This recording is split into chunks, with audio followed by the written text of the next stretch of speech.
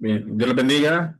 Vamos a dar inicio con lo que es la materia cultura bíblica. Vamos a tener lo que son 4 clases sobre abordando este tema. Su importancia es, esta materia es muy importante. Yo siempre he dicho que es una de las materias fundamentales para cualquiera que se acerque a leer la escritura y quiera predicar, ¿verdad? Porque muchas veces no comprender eh, el sistema cultural, el uso, las costumbres que los judíos o los personajes de la Biblia tenían, ha llevado a muchas personas a tergiversar el mensaje de la Biblia, no con una mala intención, sino por una mala comprensión. Y es que algo que nosotros tenemos que saber es que la Biblia es un libro oriental y nosotros somos un pueblo occidentales. Y es un grave error leer un libro oriental con una mentalidad occidental. Y es por eso que nosotros vamos a estar abordando lo que es esta materia. Vamos a abordar varios puntos temáticos que incluso aparecen en los textos bíblicos. La clase de ahora se titula El mundo del hogar oriental. El mundo del hogar oriental, porque más que todo nos vamos a basar en las viviendas de esa época en esta clase. Nuestro objetivo es conocer la vivienda, la alimentación y la hospitalidad como claves para entender la vida cotidiana de los personajes bíblicos.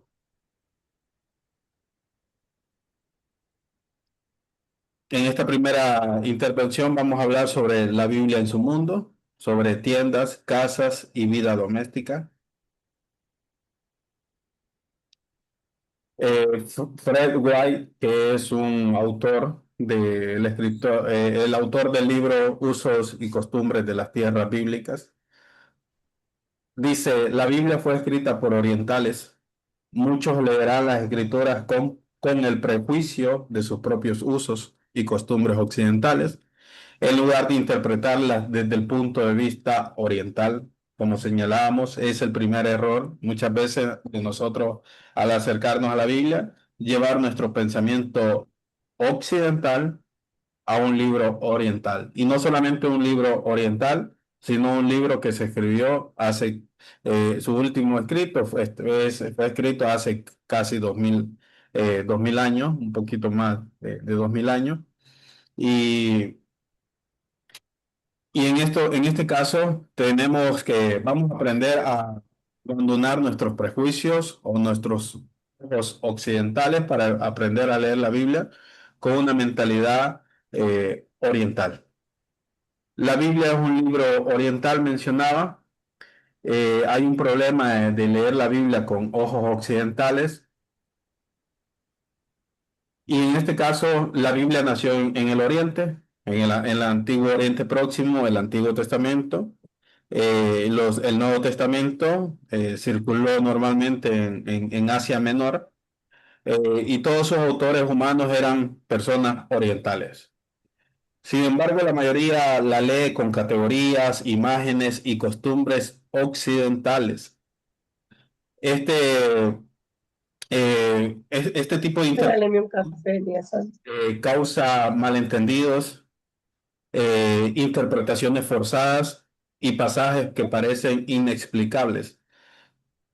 Hay textos que nosotros consideramos oscuros, pero estos textos pierden su oscuridad cuando leemos la Biblia a través de su cultura, a través de su mundo. Por eso hablábamos la Biblia en su mundo. La Biblia se escribió en un mundo diferente a nosotros, en una cultura diferente a la de nosotros, en unas prácticas diferentes a la de nosotros, y no podemos llevar esos prejuicios que nosotros tenemos en nuestra cultura occidental a la Biblia misma. Entonces, la solución es que muchos pasajes de la escritura difíciles de entender para el occidental se explican fácilmente mediante el conocimiento de las costumbres y los modos de las tierras bíblicas. Esto es que a lo largo de esta clase incluso vamos a entender muchos pasajes que a lo mejor no entendíamos si todavía no conocíamos esa parte fundamental de la hermenéutica que es la cultura bíblica. Entonces, ¿por qué las costumbres árabes son nuestra base principal? Porque normalmente la cultura bíblica de los tiempos bíblicos se han recuperado en base de sus vecinos, los árabes. En el siglo VII después de Cristo, los árabes ocuparon Palestina y conservaron las formas de vida heredadas de generaciones anteriores, porque para ellos no está bien el cambiar las costumbres, el cambiar sus prácticas, y por eso cuando los árabes ocuparon lo que es Palestina o lo que es las tierras bíblicas, ellos preservaron estas prácticas culturales y a través de los siglos los árabes lo han considerado moralmente malo cambiar sus costumbres antiguas y las han conservado. Por eso sus costumbres reflejan fielmente el mundo de la Biblia. Ya, para entender la cultura de la Biblia se tuvo que analizar la cultura de los árabes y cuando analizamos incluso la cultura de los árabes vemos que están apegados al tiempo de la Biblia. Tenemos que hacer una hermenéutica cultural. Ya vimos la clase de hermenéutica, ahora es necesario entender por qué es bueno aplicar el contexto cultural de la Biblia.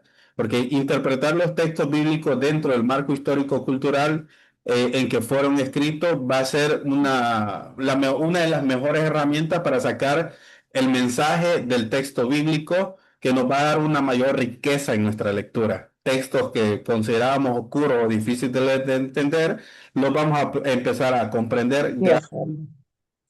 a la hermenéutica cultural. Hablemos de las tres clases de árabes en las tierras bíblicas y cuál es la más importante para nosotros en esta materia.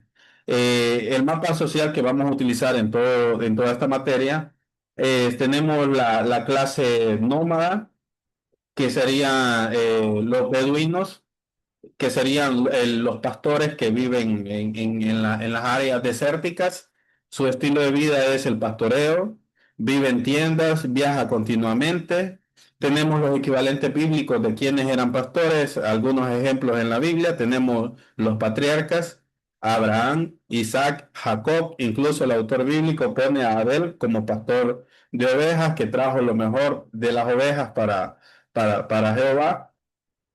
Y esto es fundamental porque la mayor parte de la Biblia en el Antiguo Testamento pertenece a una cosmovisión, una cultura beduina, o sea, de los habitantes del desierto. El Salmo capítulo 23 incluso refleja: Jehová es mi pastor, nada me faltará, y está completamente ligada a cómo un pastor veía el cuidado de las ovejas.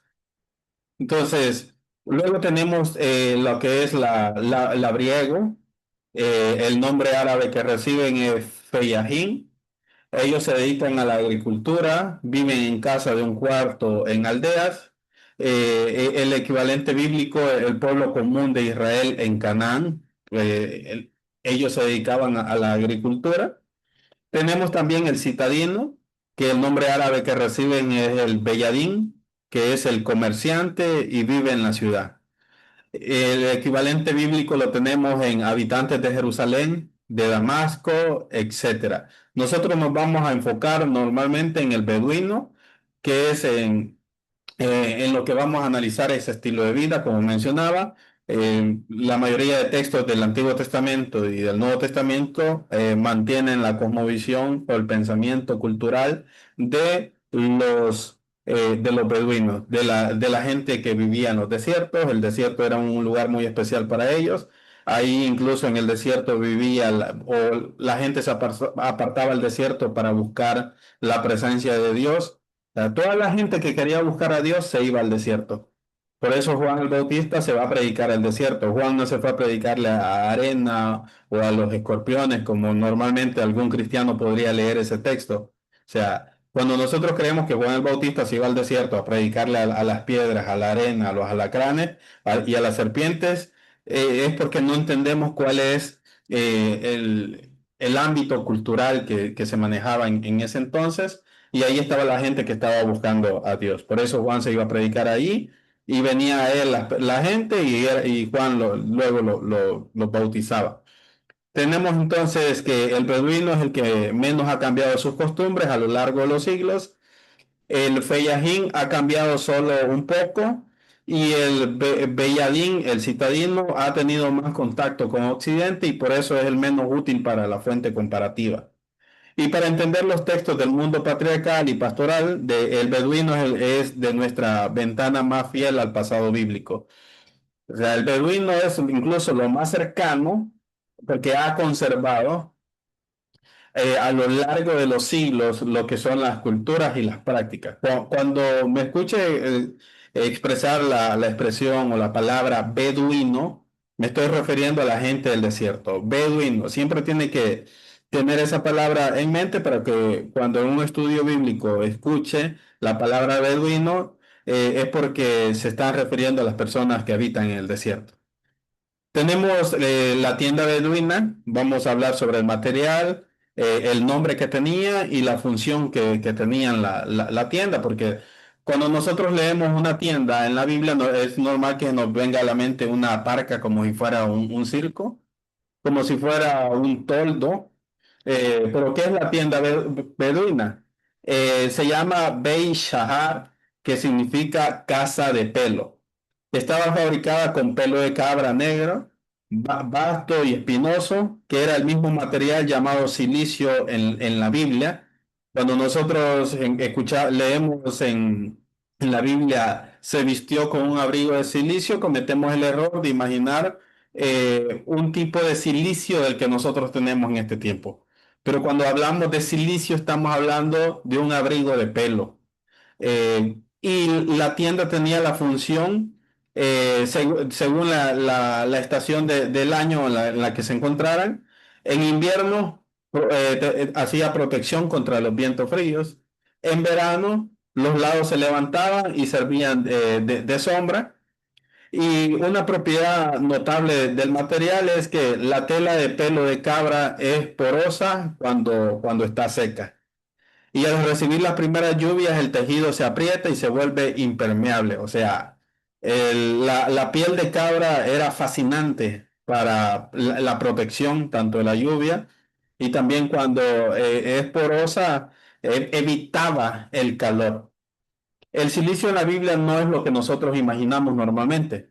El silicio bíblico no es una tela áspera de cáñamo, sino como nos imaginamos en Occidente o tenemos la cosmovisión en Occidente, sino que el mismo pelo de cabra negro con que se hacían las tiendas reflejaba tristeza y luto.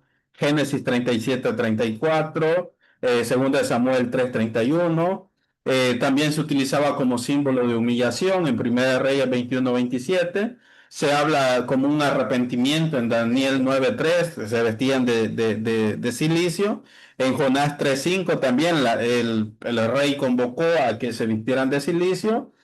Y también se menciona como oscuridad del juicio, el sol se puso negro como saco de silicio, dice en Apocalipsis 6:12.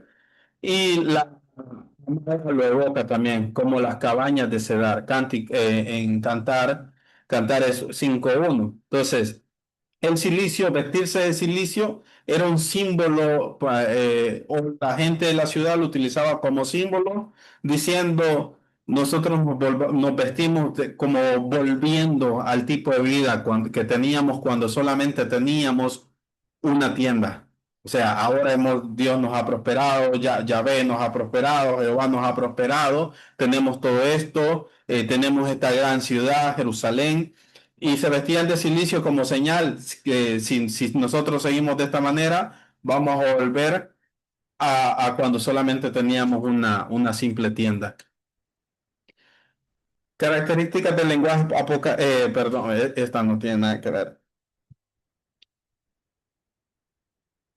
Tenemos el campamento y estructura y arreglo interior. El campamento beduino estaba ordenado, no era un caos, tenía un orden específico. Las tiendas no se levantaban aleatoriamente, sino que se formaban en círculo para proteger el ganado dentro de la tienda. O sea, se hacía un campamento, las tiendas no se ponían al azar en cualquier lado, sino que formaban un círculo y dejaban el ganado en medio porque protegían el ganado. La tienda del jefe era la más grande y a su cabecera siempre se ponía y se hincaba una lanza como emblema de autoridad afuera de su tienda. Y eso también se refleja en 1 Samuel 26:7, cuando dice que David llegó a la tienda de Saúl y que estaba su lanza ahí, porque la lanza representaba autoridad. O sea, el mismo texto bíblico en 1 Samuel capítulo 26 versículo 7 no solamente narra esto, sino que nos está ilustrando una realidad de una práctica que se hacía en ese entonces, poner la lanza como señal de autoridad. También tenía una estructura física de la tienda, gran toldo sostenido por postes centrales, las extremidades se estiran con cuerdas atadas a estacas hincadas en la tierra y estas estacas eran grandes, no eran estacas como las pequeñas como las que nosotros imaginamos ahora de una tienda de acampar, sino que eran estacas muy grandes que se tenía que utilizar un martillo igual, un mazo para poder clavar estas grandes estacas, que es una de estas estacas la que se utilizó Jael para matar a Sisara en Jueces 4:21. Incluso el mismo texto nos dice que Sisara agarró una estaca y agarró un mazo o agarró un martillo y se la clavó en la cabeza a Sisara. Pero el mismo texto nos refleja de este tipo de uso de estaca. No era una estaca pequeña. También la tienda tenía un arreglo interior de 2 o 3 departamentos o separaciones, donde tenía 3 secciones. Estaba el departamento de los hombres, donde estaban el padre, hijos mayores y huéspedes. La función era una sala de recepción. Ahí podía estar el padre, podía estar los hijos mayores y los huéspedes, pero no podían estar en esta sala de recepción las mujeres ni hijos menores.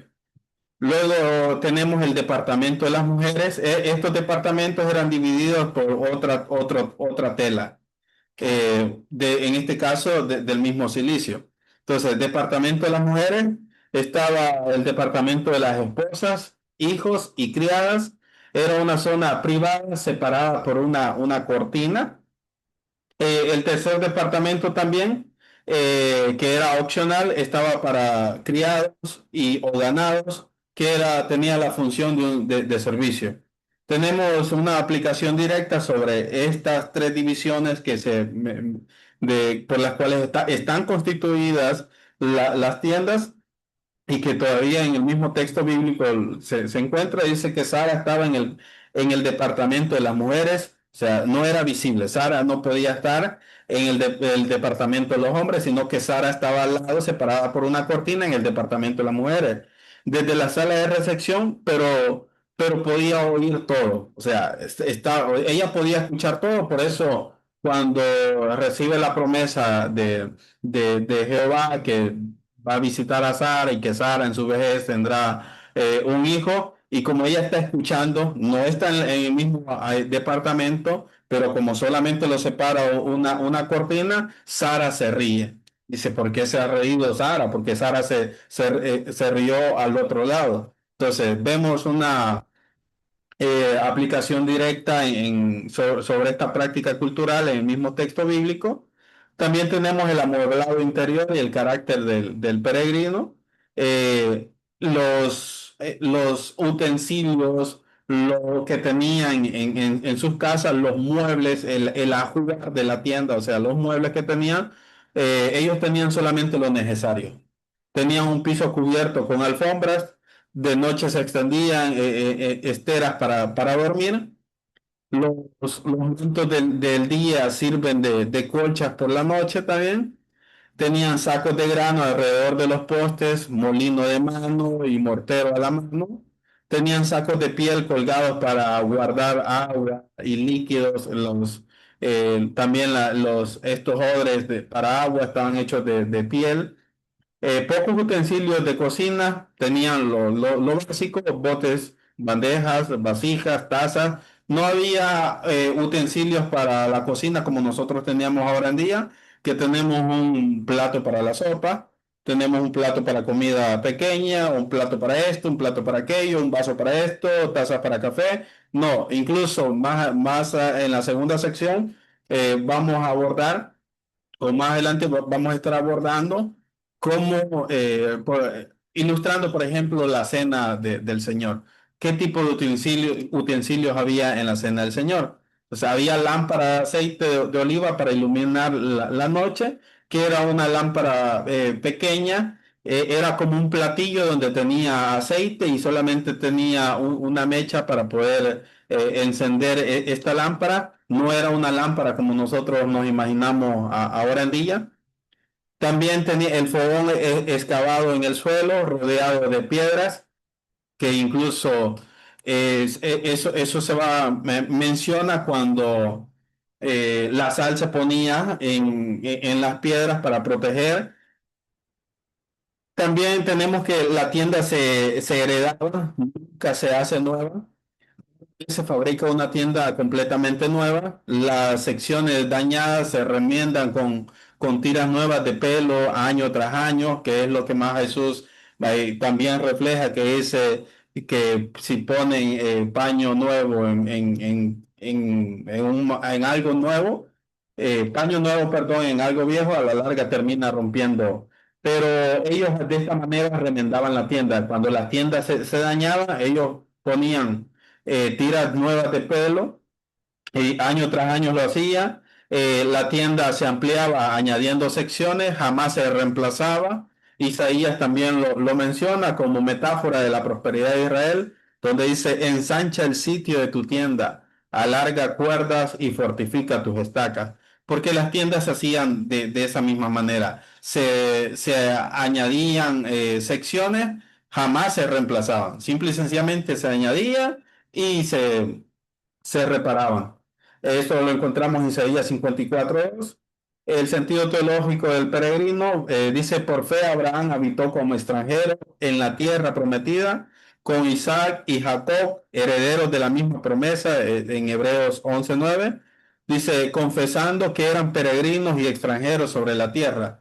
Por eso mencionaba, ellos cuando dicen se vistieron de silicio, lo que se menciona es de que se pusieron el mismo material de una tienda como señal de vamos a volver al mismo estilo de vida que teníamos, pero Abraham y Isaac y Jacob no vivieron en tiendas por pobreza, sino porque dice el escritor de Hebreos que vivieron en tiendas como señal de que ellos aceptaban que eran peregrinos porque a la larga ellos estaban esperando algo muchísimo mejor.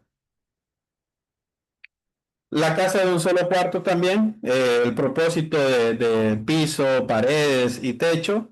De la tienda a la casa, una transición de Israel. Con el asentamiento en Canaán, la casa de un cuarto reemplazó la tienda para la mayoría del pueblo. Esta es la vivienda del Feyahim, que es el abrigo común. En la Biblia, cuando encontramos o sea, la casa no era simple y sencillamente un lugar de piedra como es para nosotros. Voy a la casa. Para ellos la casa era el abrigo, no era el hogar. En hebreo, bayit, que significa abrigo, en árabe, bait, que significa abrigo. La casa no era para vivir adentro, sino para retirarse. Los orientales pasan mayor tiempo al aire libre porque por el inmenso calor, por su trabajo también.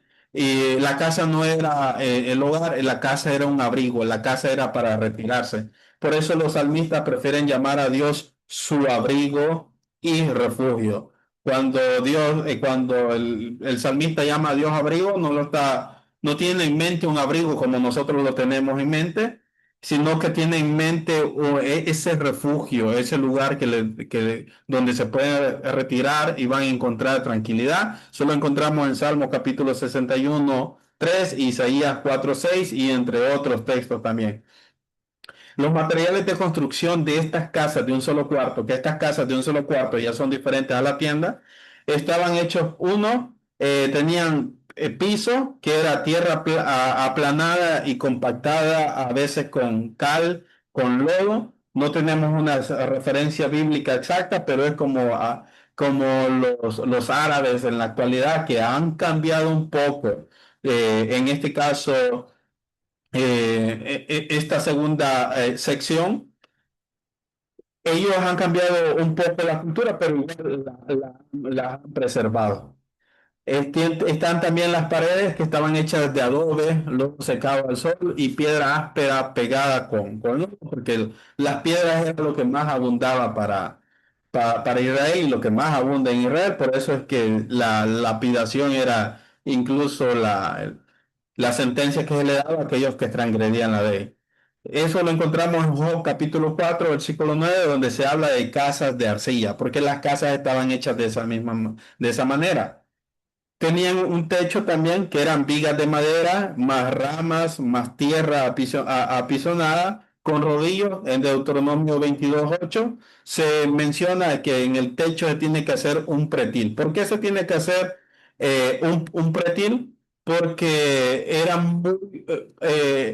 había mucha posibilidad de que una persona se cayera del techo, porque los techos estaban formados de vigas de madera, de ramas y tierra apisonada, que incluso cuando tenemos el cuadro de, de esta persona que abren el tejado, el paralítico, que los cuatro amigos lo bajan, nos muestra una práctica muy común se daba en esa época y se da incluso con los árabes, cuando ellos abren el techo para poder subir sacos, bajar sacos.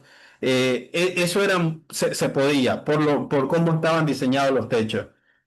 Imagínense cuando estos bajaron al paralítico, tuvieron que quitar tierra, tuvieron que quitar ramas, tuvieron que sacar todos estos materiales, las vigas de madera, para poder descender, bajar al paralítico. Y hay textos también que nos reflejan curiosidades sobre lo que se daba en los techos. Dice la escritura en Salmo 129, versículo 6: crece hierba después de la lluvia. En Segunda de Reyes 19:26 se habla de son como la hierba del techo que se seca. ¿Por qué? Porque en los techos crecía hierba.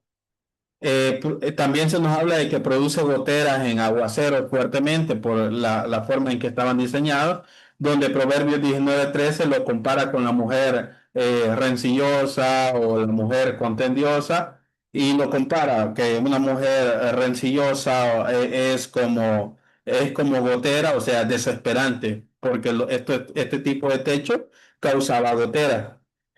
Dice también que los ladrones pueden excavar la pared para entrar en Mateo 6:19, Job 24:16, porque literalmente tenían que minar. Dice, donde el ladrón no mina. ¿Por qué? Porque tenían que excavar en la pared y tenían que excavar o minar en el techo. Ahí se entiende porque Jesús habla donde no puede ser minado, donde no puede ser robado. Los ladrones tenían que minar o excavar la pared, excavar también el techo para poder entrar y poder robar. Las víboras se cuelan por las juntas, Amós 5:19. También se nos menciona que una persona viene huyendo de algún oso, entra a su casa, pone la mano en la pared de su casa y es mordido por una culebra o es mordido por alacranes, porque era normal que las culebras pudieran entrar por ahí a hacer algún hogar en esas mismas paredes. Es ahí donde se entienden esos textos bíblicos. El techo oriental también tenía 6 usos que iluminan las escrituras. El techo no era solamente era un techo como nosotros lo tenemos para protegernos de la lluvia, sino que era un espacio de vida más. El techo era utilizado para dormir, especialmente en el verano, porque era un lugar fresco. Saúl durmió en el terrado, según 1 Samuel 9:26, donde Samuel le llama desde abajo, porque el techo era para dormir en verano. En almacén también se utilizaba como almacén para secar grano, lino, frutas. Es ahí donde se nos dice en Jueces 2:6 que Rahac escondió a los espías entre los tallos de lino, donde en el techo, porque en el techo se guardaba el grano También tenemos, permítanme,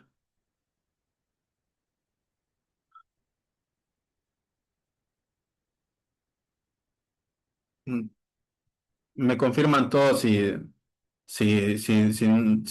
todos me escuchan o no me está escuchando. Si alguien me confirma, por favor. Sí, Sí, sí, hermano. sí. Oh, Sí, solo que tenía una inquietud. sí, diga. Sí, hermano, ¿tendrá usted algunas imágenes de eso para proyectarlo, de que nos pueda compartir? Sí, iba a poner varias imágenes, pero Ah, no hacer muy larga la clase, las omití, pero mm, coloqué una sí, que consideré una de las más importantes. ok, muchas gracias. Le agradezco, gracias. Ok, gracias, Moisés. Entonces, tenemos que se utilizaba como almacén. Rahab por eso escondió a los espías en su techo, porque ahí se secaban granos. También se secaba lo que es lino, frutas. También se utilizaba como asamblea el techo en tiempos de conmoción. El pueblo subió a los terrados en Isaías 22:1. Se utilizaba como asamblea. Se utilizaba el techo también para hacer proclamaciones públicas. Jesús por eso dice en Mateo 10:27, predicad desde los terrados, porque el techo se utilizaba como un púlpito, si podemos decirlo, como una tarima para poder exponer el mensaje, lo que yo les digo en privado, ustedes predicarlo desde los terrados. En Lucas 12:3 tenemos también que se utilizaba como un lugar de oración y adoración. Pedro, en Hechos 10:9 se nos dice que Pedro subió a orar al techo, porque el techo era un lugar de oración. También era un lugar de escape en peligro. En Mateo 24:17 hay algo que se conocía como el camino de los techos. En Marcos 13:15, cuando Jesús dice, los que estén en el tejado, los que estén en los techos o en la azotea, no desciendan para tomar abrigo ni nada, mejor huyan por los caminos. O sea, Jesús dice, los que estén en la azotea, no desciendan a tomar nada de su casa, mejor huyan por los caminos. A lo que se refiere es al camino de los techos, porque las casas estaban bastante cerca y podían correr sobre los techos. El paralítico que bajaron por el techo también en Marcos 2:4, en Lucas 5:19. El techo era de vigas, ramas y tierra, era posible abrirlo y repararlo posteriormente. Esto explica perfectamente la escena. Cuatro amigos desbaratan una sección del techo y bajan al paralítico ante Jesús. No era una obra mayor, sino una reparación que se hacía con regularidad. El doctor Thompson nos dice haber visto personalmente cómo se abre un techo oriental para bajar grano o paja. O sea, esa es una práctica que continúan haciendo los citadinos. Luego tenemos la lámpara oriental también, luz, vida y teología. O sea, no era solamente hablar de luz, sino que había una teología. La lámpara de aceite, no el candil occidental. Nosotros rápido nos viene un tipo de candil occidental. Las Biblias antiguas traducen lámpara como candil, pero los orientales usaban lámparas de aceite de oliva, no velas, como mencionaba. Era un plato con aceite de oliva donde tenía una mecha para poder encenderlo y ahí estaba. No era una lámpara como nosotros nos imaginamos. La mecha era de lino torcido, sumergida en aceite. Cuando el aceite se acababa, producía humo molesto antes de apagarse. Que incluso los autores bíblicos van a hacer eco sobre eso. Hubo una evolución de la lámpara, han habido datos arqueológicos complementarios donde ya la lámpara que se menciona con las mujeres, las 10 vírgenes, tienen sus lámparas, ya ha sido una evolución de la lámpara, donde era una lámpara que se llevaba en un tipo de bastón, pero las lámparas normalmente que se mencionan en el Antiguo Testamento, se menciona regularmente con la gente del desierto, era un plato con una mecha de lino torcido. El periodo en que se utilizó, entrada a Canaán, se utilizó la vasija de tierra con pico para mecha, que era una lámpara tipo cananeo.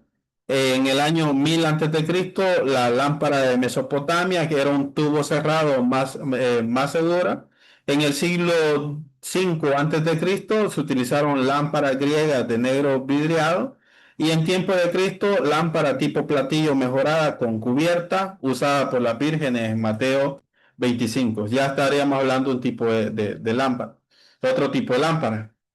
La lámpara en los dichos de Jesús también, cuando Jesús dice vuestra luz delante de los hombres, en Mateo 5, 14 al 16, era porque la lámpara se pone en alto visiblemente para toda la casa. O sea, la lámpara, dice, nadie enciende una lámpara y la pone bajo el almud, sino que la pone sobre el almud. El almud era un mueble de madera que servía para poner la lámpara en alto para que pudiera alumbrar toda la casa, porque las casas eran oscuras, demasiado oscuras, solamente contaban con, con dos ventanas normalmente y no lograban iluminar el lugar, menos si estaba de noche. Jesús dice, no se pone bajo el almud, en Mateo 5:15. eh, Se nos habla también de la mujer que buscó la dracma perdida en Lucas 5:8 al 9, porque la casa era oscura, había que encender la lámpara y barrer con cuidado. El pábilo que humeaba también, Isaías 42:3, se habla del siervo de Dios, no apagará al débil, recortará la mecha. Esto es cuando mencionaba que cuando la lámpara estaba a punto de apagarse, hacía un humo desesperante. Pero, y es a lo que Isaías se refiere en Isaías 42:3 con el pábilo que humea, o una lámpara que se está acabando. eh, y la lámpara también era símbolo de vida. Se utiliza como, son sinónimos en la Biblia oriental. Desearle a alguien que su lámpara se apagara era desearle la muerte. En Job 18:6 se nos presenta eso. Que Dios alumbre tu lámpara es una forma también de bendecir a una persona. En Salmo 18:28, porque la lámpara era sinónimo de luz y era sinónimo de vida. Por eso cuando Jesús dice que Él es la luz del mundo, lo que Él está diciendo, no está diciendo tanto que va a iluminar, sino que Él está diciendo, yo soy la vida del mundo, yo soy la luz del mundo. Ya luz es sinónimo de vida. Cuando Jesús dice, yo soy la luz del mundo, dice, yo soy la vida del mundo. Incluso se habla de la luz de la vida. También la casa de más de una pieza, que era el patio y sus usos bíblicos. Ya vimos sobre la tienda, ya vimos sobre la casa de una pieza y ahora hablemos la casa de dos piezas, donde la casa era una casa con patio, solo para la gente más próspera. Las casas de más de una pieza pertenecen a personas con más recursos, su diseño es fundamentalmente distinto al occidental. El exterior es sin ornamento, paredes simples hacia la calle. O sea, en nuestra cultura a nosotros lo que nos interesa, nosotros como occidentales lo que nos interesa es que la parte de afuera de la casa se mire impecable. Llega Navidad, pintamos nuestra casa solamente el lado de enfrente, porque lo que nos importa es lo que la gente de afuera vea, aunque dentro de la casa sea un desorden total. Pero para los orientales, para las personajes, las personas de los tiempos bíblicos, lo importante era lo de adentro más que que lo de afuera. Afuera, en el exterior, lo que daba a la calle era sin ornamento, paredes simples hacia la calle. No les interesaba algo más. El interior tenía las habitaciones que se disponen alrededor de un patio abierto al cielo. O sea, las casas de más de una pieza tenían un patio en medio y tenían las habitaciones que rodeaban este patio. Nosotros creemos que el patio sería el lado de la calle, pero no, el patio está adentro de la casa, porque el patio está en medio de las habitaciones, un lugar abierto que da hacia el cielo. Razón de reclusión y la vida interior son el valor central para ellos, no la imagen pública, sino más que todo el interior. El patio oriental tenía múltiples funciones también. el espacio de estar dentro y fuera a la vez. En Mateo 26:69 se nos dice, Pedro estaba sentado fuera en el patio. Pero, o sea, Pedro estaba adentro de la casa, pero afuera. O sea, estaba adentro, pero afuera a la misma vez. Porque estaba adentro de la casa, pero estaba afuera de la habitación donde Jesús estaba siendo interrogado. Imaginémonos una casa, digamos, un terreno, obviamente casi así son los terrenos, pero que está rodeado por cuatro cuartos a cada lado. Y en medio hay ahí está el patio. Les enseñaría la casa donde yo vivo, que es prácticamente así. Me siento como Pedro acá ahorita, pero no en el patio, sino donde están interrogando a Jesús. O sea, un patio rodeado por lo demás de la casa. Tenía jardín con árboles y flores. Salmo 52:8 nos dice como oliva verde en la casa de Dios. ¿Por qué? Porque en la casa de Dios los árboles estaban adentro. También el patio tenía cisternas para agua de lluvia. En 2 Samuel 17:18 nos dice espías escondidos en el pozo del patio. O sea, estaban adentro de la casa, pero afuera a la misma vez estaban en el patio. Pero este patio se utilizaba para la recolección de agua lluvia y ahí había un pozo. También se utiliza ahí en el patio, se hacía el fogón en invierno. Pedro se calentaba en el patio del sumo sacerdote, según Juan 18:18. También estaba el baño, que era invisible desde afuera, pero era visible desde una altura. O sea, la gente no se bañaba al aire libre en esta casa de más de una pieza, sino que como el patio estaba en medio, la gente se bañaba ahí. Tenemos a Bexabé bañándose en 2 Samuel 11:2, cuando David la mira. Bexabé estaba ahí bañándose sin ninguna intención. Algunos han llegado a exagerar, a decir que Bexabé sabía que David la estaba viendo. No, Bexabé estaba en su lugar privado, el patio estaba encerrado por las demás paredes y David desde una altura podía ver a Bexabé bañándose y ahí es donde nos dice que David estaba en la terraza, salió y vio a una mujer bañándose y la mandó a traer. También el patio se utilizaba para comer. Jesús comía en patios de sus hospedadores. Luego tenemos la puerta, el vestíbulo y el aposento alto.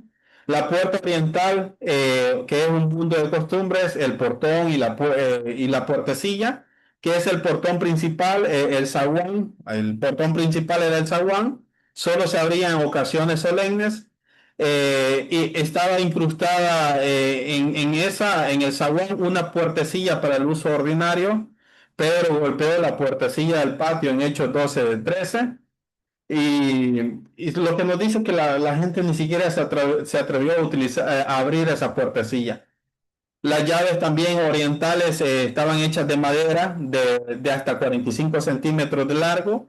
Algunas se cargaban al hombro. O sea, nosotros cuando pensamos en llaves, y le daré las llaves, nos imaginamos unas llaves como las que nosotros usamos, unas llaves pequeñas. Pero las llaves de ese entonces tenían un tamaño de hasta 45 centímetros, que estaban hechos de trozos de madera. Algunas se cargaban en el hombro, mencionaba. En Isaías 22:22 dice, pondré la llave de la casa de David sobre su hombro. O sea, lo que está haciendo es reflejando una práctica cultural cuando las llaves se cargaban en el hombro. Es a lo que se refiere. Pondré las llaves de la casa de David sobre su hombro. También la cerradura estaba al interior. El dueño metía la mano por un hoyo para abrir, y que luego posteriormente, de manera metafórica, la Armada en Cantares 5:4 va a decir, mi amado metió su mano por el agujero de la puerta. También estaba el vestíbulo y el portero. Nadie abría la puerta sin antes identificar la voz del visitante. De Pedro, pero de gozo no abrió en Hechos 12:14. Sí, y es a lo que se refiere a Apocalipsis 3:20. Si alguno oyere mi voz y abre la puerta, entraré a él. Porque en los tiempos bíblicos las personas tocaban la puerta y no se identificaban con su nombre. Eran como nosotros, por lo menos en El Salvador, alguien toca nuestra puerta y nosotros preguntamos, ¿quién es? y alguien nos responde yo, y nosotros si identificamos la voz, abrimos, pero si no identificamos la voz, no abrimos. Entonces, esa práctica se hacía en la Biblia. La gente tocaba, no cuando preguntaban quién es, no esperaban escuchar Anton Hernández, sino que lo que querían escuchar es, soy yo soy. Entonces, en Apocalipsis 3:20 es a lo que se refiere. Si alguno, he aquí yo estoy a la puerta y llamo. Si alguno oyere mi voz y abre la puerta, entraré a él, cenaré con él. Porque Jesús está esperando que su voz sea identificada, sea escuchada. Si alguno identifica mi voz que habla, entonces entraré. Recordemos incluso que Jesús dijo, mis ovejas oyen mi voz y me siguen. En ese tiempo, identificar la voz era muy importante, más que la identificación de una persona por su nombre. E incluso cuando Jesús va caminando según el texto bíblico, que va sobre las aguas y que se encuentra con sus discípulos ya casi amaneciendo, ellos lo tuvieron por fantasma y él solamente dice, no temáis, yo soy. O sea, porque la gente estaba acostumbrada a identificar por la voz y no por el nombre. Luego tenemos el aposento alto, que era una cámara superior, un cuarto pequeño. Era un lugar indispensable en las casas orientales y en los usos bíblicos es notable. Tenemos un evento, la Cámara de Eliseo tenía una cama, una mesa, un banquillo y un candelero en Segunda de Reyes 4:10, donde se nos dice que incluso lo habían hospedado tan bien que le habían puesto la grada del lado de afuera para que él se sintiera con la libertad de entrar y de salir y no sintiera que estuviera molestando a los residentes de la casa.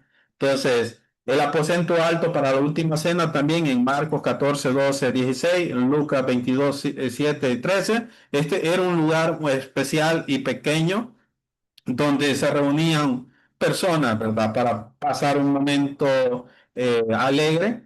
Se hacían reunión de oración, por ejemplo, el día del Pentecostés en Hechos 1:13, por cierto, en Pentecostés no habían 120 personas, sino que simple y sencillamente estaban los discípulos y un par de mujeres. Uno tiene que hacer la diferencia entre las personas cuando se escogió a Matías, que dice que habían como 120, eso fue un día, pero el evento del Pentecostés solamente estaban los apóstoles y un par de mujeres ahí. Porque incluso eso es muy lógico, porque en aquel tiempo un aposento de esos no tenía la capacidad para soportar a 120 personas, sino que ahí solamente estaban los apóstoles orando. Y aunque se nos ha hecho muy tradicional tener ese pensamiento que eran 120 personas y hasta tenemos un cántico en un aposento alto que habían 120 orando ahí. Pero ese ahí en el aposento alto era un aposento pequeño y para poder descansar. También el cuerpo de Dorcas fue colocado allí, Pedro la resucita en Hechos capítulo 9 versículo 36 al 41, un aposento alto. Era un cuarto pequeño arriba.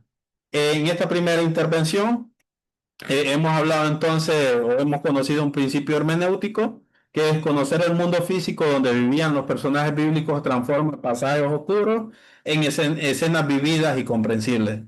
Tres descubrimientos: la tienda beduina, también hemos hablado de la casa de un cuarto y hemos hablado de la casa con patio, y también el texto cobra vida cuando conocemos su mundo.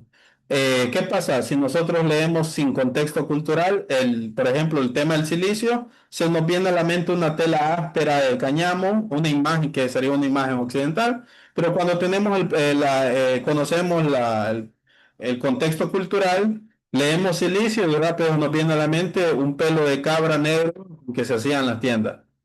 Sin contexto cultural podríamos leer que Pedro estaba afuera y ahí estaba dentro o estaba afuera. Pero cuando sabemos el contexto cultural del patio, que y leemos que Pedro estaba en el patio, sabemos que el patio era a cielo abierto dentro del mismo edificio, dentro de la casa.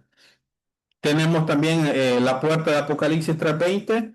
Se nos viene a la mente una imagen abstracta, pero la voz del que llama era la costumbre real para identificar al visitante. Lo que Jesús está queriendo es que se le identifique a él, se identifique la voz y que se le invite a cenar.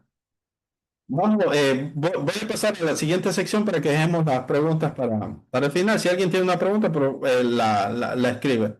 Pero ahora vamos a ir quizá un poco rápido. Quiero ver qué hora son. Bueno, tenemos algo de tiempo. Tenemos lenguaje cultural del cuerpo y la mesa. Tenemos aquí vamos a hablar sobre la mesa, la hospitalidad y el vestido. Fred dice, los hábitos orientales en conexión con la comida forman un decidido contraste con los hábitos occidentales, tanto que se debe tener mucho cuidado con el estudio de ellos, si es que han de ser interpretadas correctamente las muchas referencias bíblicas respecto a la comida. La forma en la que nosotros comemos no es la forma en la que comen los orientales, no es la misma forma en la que comían los personajes bíblicos. El pan es un alimento muy sagrado y también se utilizaba de manera metafórica y teológica. Hablemos del pan en la mesa oriental. Era mucho más que comida. El pan no era un acompañamiento, era el alimento central y sagrado en la mesa de la Biblia. No podía faltar el pan. Se horneaba diariamente en casa, con harina, agua, sal, levadura, pan plano, grueso, como franela. La ausencia de pan en la casa era sinónimo de indigencia total. Si no había pan, las personas estaban en ruina. El pan era compartido, creaba un pacto de paz entre las personas. Cuando se partía el pan, era símbolo de que esas personas estaban en paz. Había paz y tranquilidad en esas personas. Por eso en el Nuevo Testamento, cuando dice y partían el pan en las casas, no está hablando que estaban celebrando la cena del Señor. Está hablando de la coinonía, está hablando de la relación de paz que estas personas manejaban, los primeros cristianos manejaban. El pan era utilizado también como el utensilio de comida. El pan era, en pocas palabras, la cuchara de la época. Nosotros, cuando comemos nuestra comida, utilizamos tenedor, utilizamos cuchara, utilizamos cuchillo, utilizamos varios utensilios para comer. Pero en los tiempos bíblicos el pan era el utensilio de la cocina, era la cuchara. No habían cubiertos, el pan doblado servía de cuchara y tenedor para tomar sopa, salsa o caldo. Cada pedazo de pan usado como cuchara se comía junto con lo que contenía. Y así se entiende la expresión de Ruth 2:14, mojar el bocado en el vinagre. Esto es importante, porque cuando Jesús está en lo que nosotros conocemos como la Cena del Señor, que era la celebración de la Pascua, dice que un discípulo le pregunta, ¿quién es el que te va a traicionar? Y Jesús le responde, el que moja el pan en el plato conmigo, ese es. Lo curioso es que todos los discípulos estaban metiendo el pan en el mismo plato. Nadie tenía un plato aparte. Estaban comiendo del mismo plato. Ya vamos a ver una imagen de cómo se formaba la mesa en ese tiempo, que la mesa solamente estaba al centro y ahí todos estaban partiendo el pan y metían, para nosotros suena sucio y asqueroso eso, de que todas las personas estén metiendo su pan en el mismo caldo, porque todas las burbujas están cayendo, para nosotros es asqueroso, para los tiempos bíblicos no, era completamente normal. Entonces, cuando Jesús dice, el que moja el pan en mi plato, ese es el que me va a entregar, no está diciendo absolutamente nada, no está describiendo a nadie, porque absolutamente todos están metiendo el mismo pan en el plato. Entonces, si Juan le pregunto, ¿quién es el que te va a entregar? El que moja el pan en mi plato, ese es. Y, y en pocas palabras le está diciendo que tú puede ser Santiago, puede ser cualquiera de estos. Entonces, igual, nosotros podríamos decir, no, pero que Jesús le dijo, al que yo diere el bocado en la boca, ese es el que me va a entregar. El problema es que Mateo nos da de que Jesús le dio el bocado dice, empezó a darle el bocado a cada uno. O sea, Jesús le dio el bocado en la boca a todos por igual. no lo dio solamente a Judas, sino que lo empezó a dar a todos, porque a todos los que les quería honrar. Porque darle el bocado en la boca a una persona era sinónimo, eres mi mejor amigo. Gracias por haber venido a la cena esta noche. Gracias por estar aquí conmigo. Y dice Mateo que a todos les dio les dio el bocado. Entonces, tenemos textos en el pan nuestro de cada día, dámoslos hoy en Mateo 6:11. Es literalmente sustento diario total porque no podía faltar el pan en la mesa. El pan nuestro de cada día, dándonos hoy. Si faltaba el pan un día, era sinónimo de indigencia. Cuando Jesús dice, yo soy el pan de vida en Juan 6:35, Él es el que, lo que está diciendo, yo soy el que sostiene la existencia misma, porque sin pan no pueden vivir, pero Él se presenta como el pan de vida. Toma, en 1 Corintios 11:23 al 26 se habla de tomar la cena del Señor, que era el pan compartido como pacto renovado, como mencionaba. Partir el pan representaba la comunión y la paz. Por eso Pablo se enoja y dice, con aquellos que están menospreciando el cuerpo del Señor. Mire que para Pablo menospreciar el cuerpo del Señor no es saber pecar un día antes o miren, el domingo toca semana, toca cena del Señor, cuidémonos toda esta semana porque si no, no vamos a poder eh, eh, pasar a tomar la cena del Señor. No, para Pablo tomar indignamente la cena del Señor es menospreciar a cada uno de los miembros que estaban en esa mesa. Por eso se enoja y dice, bueno, y ustedes que no tienen que comer en sus casas, o menospreciáis el cuerpo del Señor, menospreciáis la mesa del Señor. O sea, para tomar indignamente la cena del Señor era menospreciar a todos los que estaban sentados, porque los ricos llevaban la comida, pero ellos se la terminaban comiendo y se emborrachaban y dejaban sin comer a aquellos que no podían aportar nada. Entonces Pablo se enoja y les dice que dejen de andar haciendo prácticamente esas prácticas de menospreciar a las personas. Entonces, tomar indignamente la cena del Señor, no de que si usted pecó, porque en la mesa del Señor es para encontrar perdón, restauración, pero no está hablando de que cuídese esta semana, no, se está hablando de cuidémonos de menospreciar a los prójimos, porque cuando menospreciamos a aquellos que conforman el cuerpo del Señor, tomamos indignamente el cuerpo del Señor. Entonces, tenemos la mesa oriental, posición y protocolo y algunas vasijas. No hay mesas, sillas ni cubiertos, porque la típica escena que nosotros tenemos de la Santa Cena en un cuadro católico y se nos presenta una mesa larga donde están todos los, los discípulos, el famoso cuadro de la Cena del Señor, es una imagen incorrecta.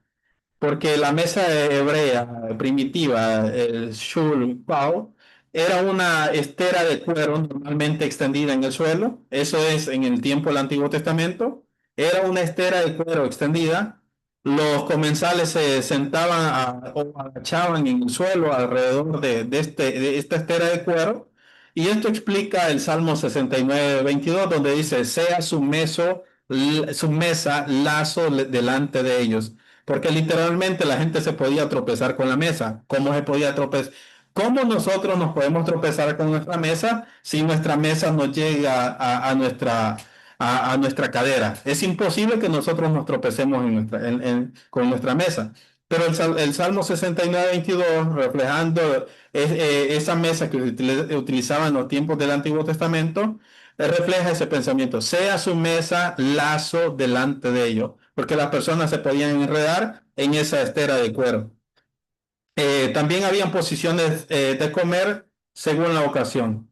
La comida cotidiana, los beduinos estaban sentados en el suelo, piernas dobladas y esteras en el piso.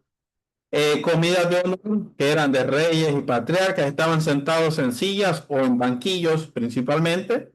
Y estaban los banquetes formales que ya estamos hablando de épocas del Nuevo Testamento. Cuando encontramos la celebración en el Nuevo Testamento vamos a encontrar la palabra que se traduce como banquetear. Ahí se le llama banquetear a la fiesta, porque se daban banquetes que son épocas del Nuevo Testamento, donde ya la gente se reclinaba sobre divanes y el triclinio romano. Lo voy a poner acá. tenemos, esto es el triclinio romano. La gente no se sentaba, la gente literalmente se recostaba, la gente se apoyaba sobre su brazo izquierdo y con su mano izquierda tomaban el pan y mojaban en el único plato que estaba en la mesa. Ahí, digamos, los banquillos se colocaban en forma de... y la mesa iba en medio. Mira la posición que tienen las personas en esta imagen. Por eso dice, hay una ocasión cuando Jesús está comiendo con un fariseo, dice que una mujer entró, dice, poniéndose por detrás, comenzó a lavarle los pies con sus cabellos. ¿Por qué dice que se puso por detrás? Normalmente nosotros pensaríamos que se tendría que poner bajo la mesa a enjuagarle los pies, pero no, se puso por detrás a comenzarle a lavar los pies a Jesús, porque Jesús literalmente estaba recostado y los pies se quedaban en la parte posterior, los pies quedaban en la parte posterior y la mujer pudo entrar tranquilamente y empezar a enjuagar sus pies con su cabello. También viendo esta imagen tenemos que entender cómo que la gente se reclinaban o se recostaban en estos banquillos, en este triclino romano. La gente se recostaba en este orden sobre su brazo izquierdo, se apoyaban sobre su brazo izquierdo, comían con su brazo derecho y la persona que estaba al lado seguía este mismo patrón, recostado con su brazo izquierdo, comiendo con su brazo derecho y así hasta llegar al último. Todos tenían esa misma posición y cuando uno se recuesta a la par de una persona, apoyándose sobre su brazo, es normal que la cabeza de uno quede cerca del pecho del otro que esté al lado de uno. Esto nos refleja la ilustración de cuando dice que se recostaba cerca de su pecho. Juan, en ningún dice de que Juan se recostaba en el pecho de Jesús, como normalmente nos venden esa imagen y hay pinturas donde Juan está literalmente recostado en el pecho de Jesús. En ningún momento se dice que Juan se recostaba en el pecho de Jesús. Dice que aquel que se recostaba cerca de su pecho inclinó su cabeza y le preguntó, ¿quién es el que te va a entregar? Pero era por eso mismo, porque la gente se recostaba.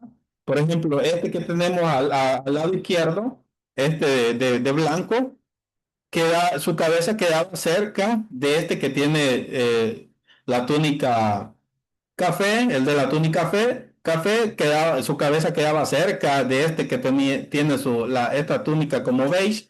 Este que tiene la túnica beige, su cabeza quedaba cerca de este de túnica celeste y así iba.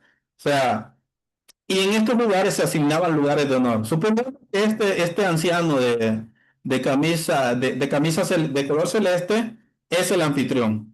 Los lugares de honor eran los que estaban acá al lado, a izquierda y a derecha. Eran los lugares de honor que se le asignaba. Lo que se nos dice que si Juan le preguntó a Jesús quién es el que te va a entregar, es porque Juan está ocupando el lado derecho. Si en este caso su cabeza estaba cerca del pecho de Jesús es porque estaba ocupando el lado derecho. Y si Jesús le dijo suavemente a Judas lo que debe de hacer, hazlo ahora, es porque Judas estaba ocupando el segundo, que era prácticamente el mejor, porque prácticamente Jesús estaba descansando, la cabeza de Jesús quedaba cerca del pecho de Judas. Entonces, lo que nos refleja es que Jesús le asignó un lugar de honor a Judas, porque él lo veía como su amigo, incluso hasta en la última noche. Entonces, estos lugares dices, cuando viene tu reino, que uno de mis hijos se sienta a tu derecha y el otro se sienta a tu izquierda, porque está reclamando estos lugares de honor que estaban al lado del anfitrión. Los lugares que están a la orilla, los últimos, que es a lo que se refiere Jesús. Cuando seas invitado a un banquete, no te sientes en los primeros lugares. Mejor siéntate en el último y que cuando te vea el que te invitó, te diga, ven, siéntate aquí conmigo. O sea, porque son los lugares de honor que no le correspondían a cualquiera. No sea, dice, que el que te convidó te diga que te quites, mejor espera que el que te convidó te invite a ocupar estos lugares de honor. Entonces, esto nos refleja también, o sea, literalmente en la Biblia no se hace distinción entre seno o pecho. O sea, muchas veces se le habla al hombre el seno del hombre. Le dijo Dios a Moisés, mete tu mano en tu seno. O sea, se estaba refiriendo al pecho y Moisés metió la mano en su seno, sacó su mano, dice que su mano estaba blanca con lepra, volvió a meter la mano en su seno y salió su mano normal. Entonces, no sé si hay distinción entre la palabra seno y pecho. Entonces, cuando la ilustración de el rico y Lázaro dice que Lázaro estaba en el seno de Abraham, lo que me está diciendo es que Lázaro estaba ocupando un lugar de honor en la mesa con Abraham, que Abraham era el anfitrión del banquete y que Lázaro, que no había podido participar en ningún banquete en la vida, ahora había sido colocado en un lugar de honor. Jesús mismo mencionaba, vendrán del oriente y el occidente y se sentarán con Abraham a la mesa. ¿Por qué? Porque se está refiriendo a eso. Mire, viene un momento en que se va a celebrar un banquete y los menos desfavorecidos van a ocupar lugares mejores. Que incluso a lo que se refiere la frase, los últimos serán los postreros, se refiere a los menos valiosos vendrán a ser más valiosos. O sea, los ricos que son importantes vendrán a ser los menos importantes y aquellos que son menos importantes vendrán a ser más importantes. Los últimos serán los primeros. No estoy hablando tanto de llegada, sino de, de posiciones honoríficas. Entonces, cuando dice que Lázaro estaba en el seno de Abraham, no está diciendo que hay un lugar llamado seno de Abraham. No está diciendo que el paraíso se llamaba seno de Abraham. Está diciendo que Lázaro está siendo consolado en un lugar que ahora ha sido honorado. Mientras estaba con vida, estaba deseando saciarse de las migajas que caen de las mesas, que caían de la mesa del rico. Ahora el rico es el que está atormentado, dice, y Lázaro, o sea, se invirtieron las cosas.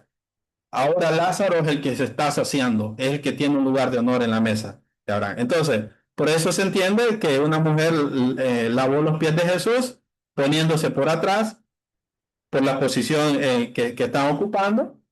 Se entiende también de que cuando Jesús dijo, el que moja su pan, el pan en mi plato es el que me entrega, no está diciendo absolutamente nada porque todos están metiendo el pan en el mismo plato, solamente hay un plato.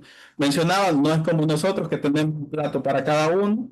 Todos están metiendo su plato ahí, todos están bebiendo de la misma copa, por eso dice, tomando una copa, empezó a dar a cada uno, porque todos están bebiendo de la misma copa. Imaginémonos todos nosotros que estamos aquí comiendo bebiendo el mismo vaso. Nos parecería algo asqueroso. Entonces, las vasijas era un solo plato para todos, no había platos individuales, un plato o artesa común en el centro.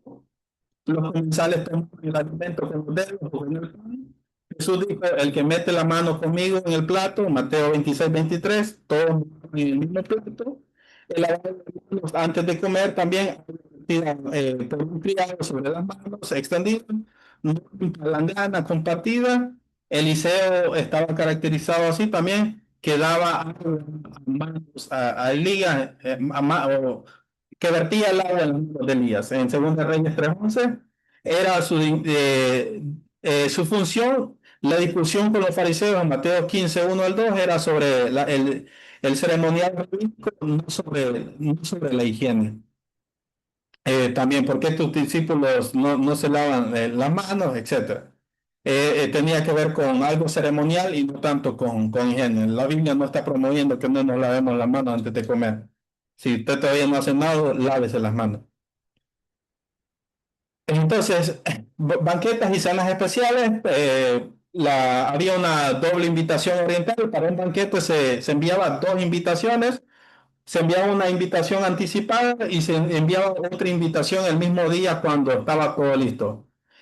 Ilumina directamente dos parábolas de Jesús. ¿A qué nos referimos con dos invitaciones? Una anticipada y otra el mismo día. O sea, podía venir yo y le decía, Moisés Castillo, estás invitado a la boda de mi hijo. Yo le estoy organizando una boda a mi hijo y le decía, Moisés Castillo, estás invitado a la boda de mi hijo. Ok, ahí voy a estar, decía Moisés Castillo, pero yo no le decía qué día iba a ser la boda, sino que ya el propio día yo mandaba a llamar a Moisés y decía, vayan a llamar a Moisés porque ya están, las mesas están preparadas, el día de la boda se ha llegado.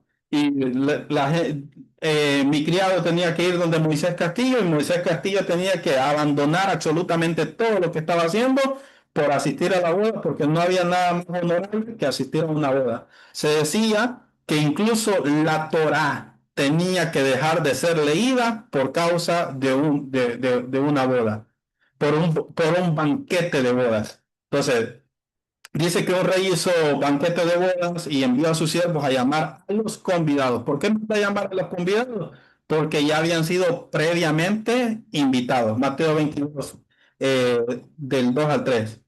Dice Lucas 14:16, a la hora de la cena envió a su siervo a decir, venid que está todo preparado. O sea, les decía, los invito a mi boda, pero nadie sabía el día y la hora en que se iba a realizar la boda. Que algunas personas no entienden cuando Jesús dice, pero el día y la hora nadie la sabe sino solo a mi Padre. Ni los ángeles, solo a mi Padre sabe el día y la hora en que ha de venir el Hijo del Hombre. Jesús no está diciendo que no sabe cuándo va a venir su día. Jesús está utilizando esta ilustración de la boda. O sea, ustedes han sido invitados a participar a la boda del Cordero. Pero mi padre que ha preparado la boda del Cordero es el único que la sabe. No estoy diciendo que Jesús no la sepa. Jesús sabe qué día, el día de su venida, porque es imposible que Jesús diga, no sé cuándo voy a venir y comience a dar señales precisas antes de su venida. Él empieza a dar señales, oiréis de guerra, rumores de guerra, habrá terremotos, habrá hambruna. O sea, sería absurdo que alguien que ha dado detalles precisos antes de su venida no sepa cuándo es su venida.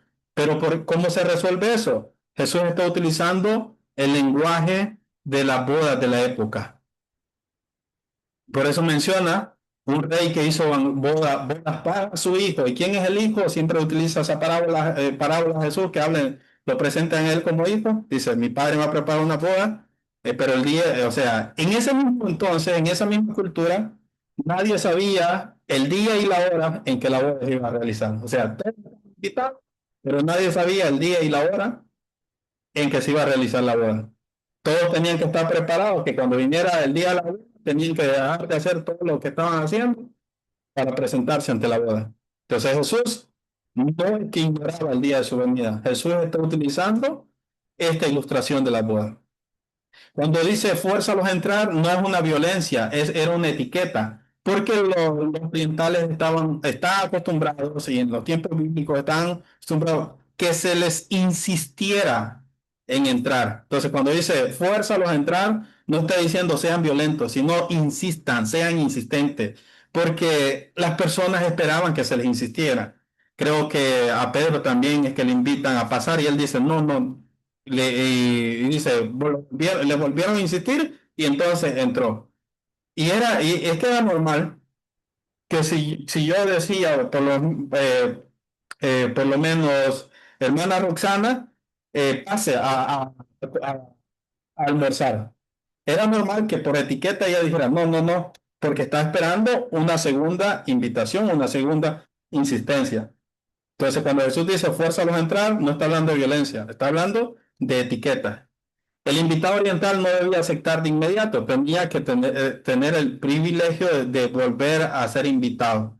El anfitrión tenía el privilegio de compeler al huésped a aceptar. Ve por los caminos y fuérzalo a entrar en Lucas 14:23. Era un protocolo oriental, no era forzarlo literalmente.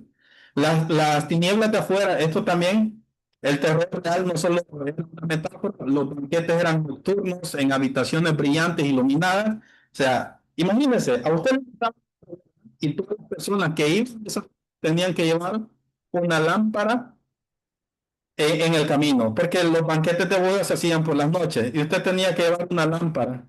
No sé si le hace eco la parábola de las vírgenes que llevaban sus lámparas y que preocupadas cuando no tenían aceite, porque si no tenían aceite no se podían unir a la marcha nupcial.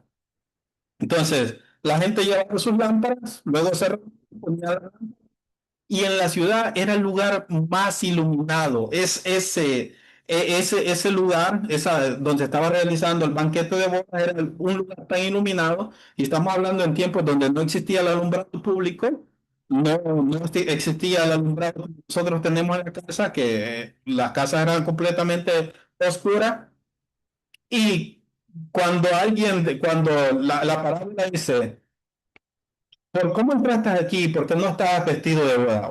O sea, no lleva los trajes, no estaba, según la ocasión, no lleva ni su lámpara, no lleva ni su vestuario para boda. ¿Cómo has entrado aquí? ¿Por qué no estás vestido de boda? Y bueno, no supo qué responder y dijo, echarle a las tinieblas de afuera. Literalmente está hablando de las tinieblas que están afuera de ese lugar, porque no hay alumbrado público, allá afuera está oscuro. Y la gente le tenía temor, le tenía pavor a la oscuridad en ese tiempo. Entonces, cuando dice echarlo de las tinieblas de afuera, no es tanto una metáfora del infierno, sino que está hablando literalmente, expúlsenlo o déjenlo fuera del banquete. Porque el reino de los cielos tiene que ver con inclusión al banquete y exclusión de aquello. O sea, el reino de los cielos se reserva los derechos de admisión. Entonces, ser excluido, o sea, ser a la oscuridad de la noche, los orientales temían a la oscuridad. En Mateo 8 dice, echados a las tinieblas de afuera, Mateo 8:12, versículo 20, también Mateo 22:13, Mateo 25:30, era terror culturalmente comprensible. Nadie quería estar en las tinieblas de afuera. O sea, nadie quería estar fuera del reino. También tenemos el bocado de honor más íntimo. El anfitrión tomaba el plato, daba el bocado especial a aquel que consideraba su mejor amigo o su invitado de honor. Y como mencionaba, sí, a lo mejor le dio quizás el primer bocado a Judas, pero según Mateo se lo dio a todos. Era un gesto de amistad y de honor. No, Jesús nunca vio a Judas como su enemigo. La hospitalidad oriental también, la gente estaba obligada a cuidar al huésped, creo. Bueno, vamos a ir finalizando. Creo que ya estamos con la hora y media. Entonces, el huésped la persona tenía que recibir bien a su huésped, darle la protección, darle lo mejor. ¿Cómo tenía que recibirlo? Con reverencia, inclinación del cuerpo, darle un beso al suelo, a los pies. Eso lo vemos en Génesis, como Abraham recibe a los tres varones que lo visitan. Le tenía que dar un saludo, le tenía que dar un beso en las mejillas, también le tenía que quitar el calzado, le tenía que lavar los pies si era una persona pudiente, ponía un criado, o por lo menos le vertía agua en los pies.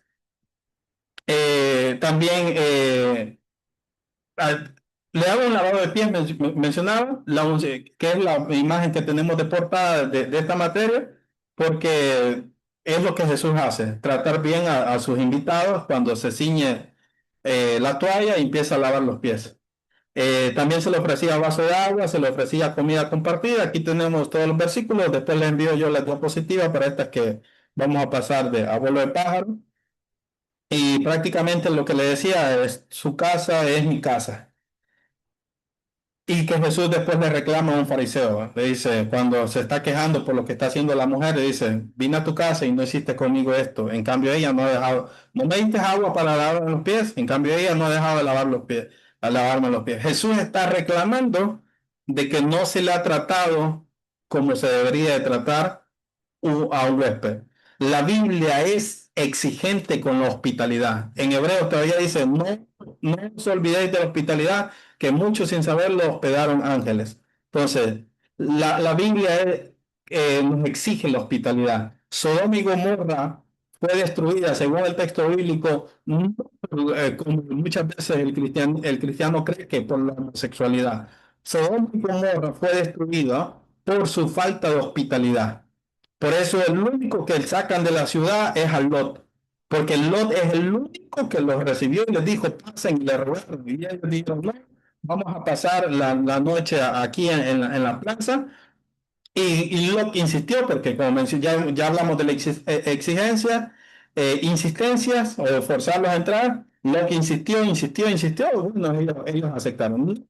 De la ciudad se les acercó a ellos a recibirlo. Entonces, ellos lo que dicen es, el ruido de sus maldades ha llegado hasta donde mí y necesito descender para comprobarlo, ver con mis propios ojos. O sea, quiero ver si son capaces de tratarme mal.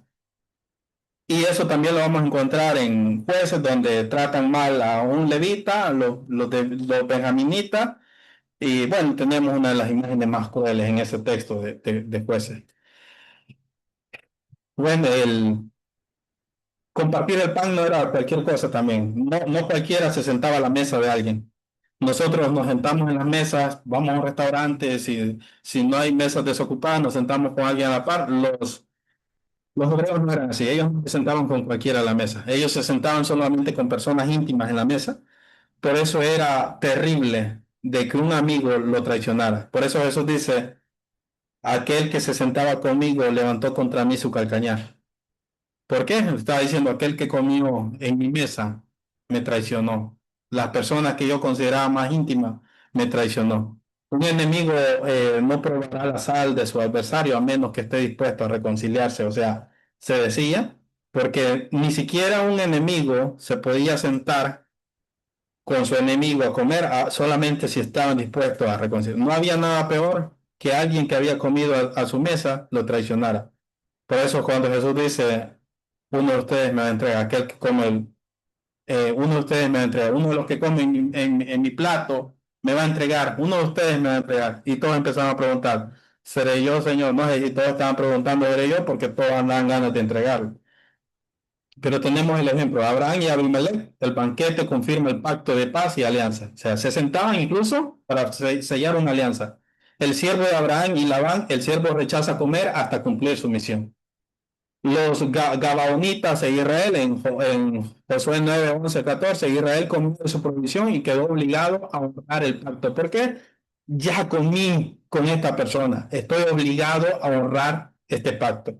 Judas en la última cena, al traicionar al que le dio el pan, fue un crimen de máxima contra la hospitalidad. No, como decimos en el occidente, no hay que morder la mano del que lo alimenta. ¿Por qué vamos a traicionar a las personas que nos han extendido su confianza? También se renovó un pacto roto. Jesús resucitado comió con sus discípulos. Al menos 3 veces Jesús resucitado comió con sus discípulos. En la cultura oriental, cuando un pacto ha sido violado, se renueva comiendo juntos. La comida del resucitado no era solo prueba de su cuerpo real, era la restauración del pacto roto por sus discípulos. Recordemos también Jesús que dice, he aquí yo estoy a la puerta y llamo, si alguno oye mi voz, entraré a él y cenaré con él y él conmigo. O sea, restauremos el pacto, dice Jesús. Que incluso esa señal la vamos a abordar más adelante, pero bueno, ya abordamos las casas, pero mencionaba que las puertas normalmente no habían abierto la puerta pequeña, y es que lo primero que ellos hacían cuando se levantaban era abrir la puerta, porque mantener la puerta cerrada era símbolo de vergüenza, que la gente que estaba allá sin abrir su puerta eran porque estaban avergonzados de algo. En este caso, cuando Lucas dice, aquí yo estoy a la puerta y llamo, lo que está diciendo es, estás encerrado por vergüenza, abre, restauremos el pacto. Bien, vamos a ir finalizando, ya estamos a la hora. Yo les voy a enviar el resto de las diapositivas, pero no quiero tomarles más del tiempo establecido de la clase. Si, si en la próxima clase tienen alguna duda de estas últimas diapositivas, las van a poder hacer. Así que, pero por el momento quiero respetar el pacto establecido que mientras comíamos el pan. ¿Alguien tiene alguna pregunta, alguna aportación que quiera hacer? No, hermano, todo excelente. Ok. Muchas gracias. Tenemos al hermano Walter, hermana Emilia, hermana Katy Rivera y hermana Roxana. Tenemos a los cuatro. Bueno, lo estoy viendo acá. Sí, ¿verdad? Hermana Emilia, Sí, amén, hermano. hermana Katy, Amén. Amén, hermano, aquí estoy. Amén, hermano. Todo bien. Está ahí. Solo, ya estoy pasando lista ya. Para que ustedes Sí, puedan amén. bajarse Dios tranquilamente. le bendiga, hermano. Ok, Gracias, hermano. Dios le bendiga. amén.